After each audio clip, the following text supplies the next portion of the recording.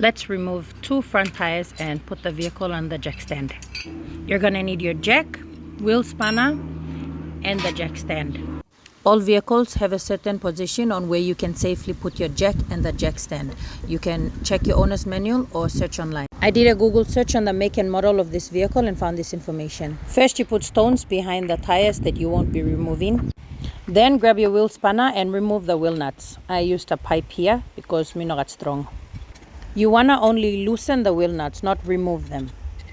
Next, you're gonna position the jack underneath the vehicle and you can start jacking up. For demonstration purposes, I only put the jack on the cement and I'm jacking it up, but I would highly recommend you put a block underneath before you put your jack on top. I did it on the other side so you could have a look. If you're thinking of buying a jack, get the bottle jack. This scissors jack will drain the life out of you. You want to jack the vehicle up until the wheel can spin freely without touching the ground. Then you loosen the wheel nuts all the way, remove them and remove the tire. Once you remove the tire, place it underneath the vehicle, either directly underneath the cross member or behind the vehicle. It depends on what kind of repairs you'll be doing.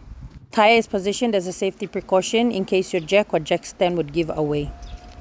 Now that the vehicle is sitting on the jack stand on one side, I'm removing the jack and I'll be doing the same on the other side.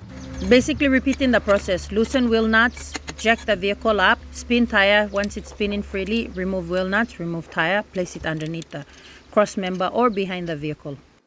Fitting on the tire is basically the same thing. You put on the tire, hand tight the wheel nuts, remove the jack, and then use a pipe to tighten the wheel nuts again. Thank you for watching. Drive safely. Till next time.